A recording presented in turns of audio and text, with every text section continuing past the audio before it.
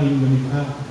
Kalugdan mo ang paghahain ngayong Pasko ng pagsilang sa pagpapalitang ito ng iyong kaloob at aming handog.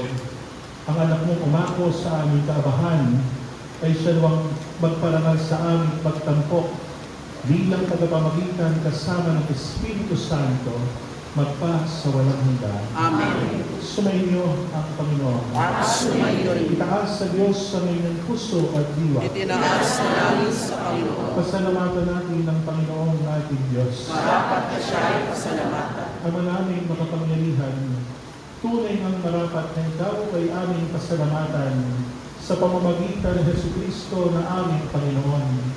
Sumilay sa amin ang pagkakataong makipagpalit ang handog sa iyo ngayon.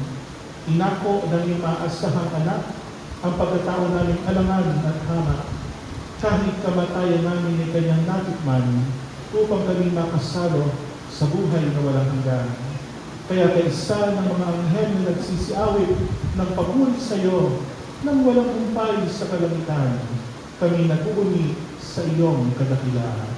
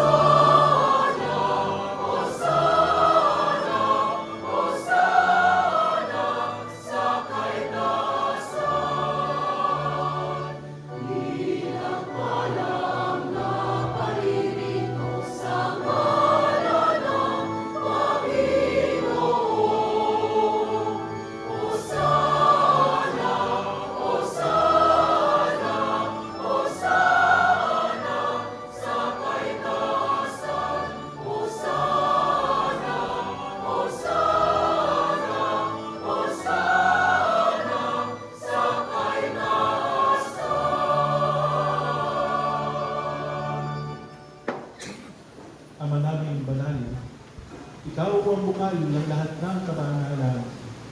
Kaya sa pamamagitan ng iyong Espiritu, gawin mong banal ang mga kaloob na ito upang para sa aming maging katawan at dugo ng aming Panginoong Jesucristo. Pagod niya pinagtiis ang kusang loob na maging handog, hinawakan niya ang tinapay, pinasalamatan kanya, pinaghati-hati ngayon. Iniabot sa kanyang mga alagad at sinabi, tanggapin ninyong lahat ito at kanin. Ito ang aking katawan na ihahandog para sa inyo.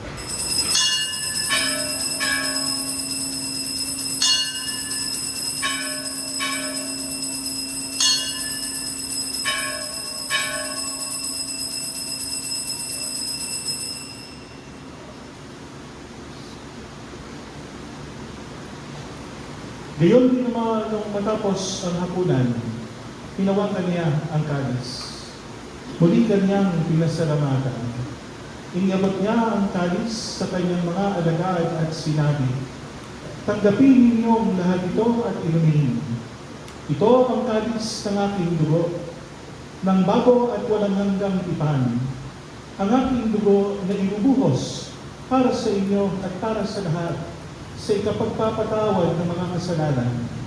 Gawin ninyo ito sa pag-alala sa akin.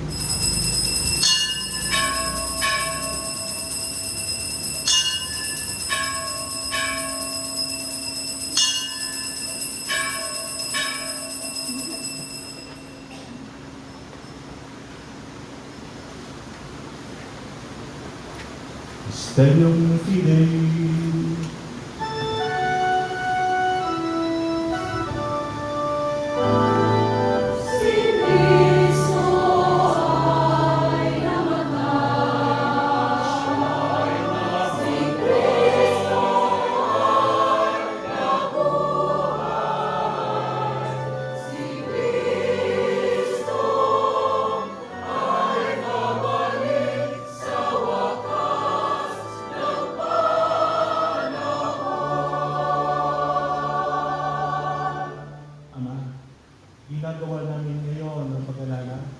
sa pagkamatay at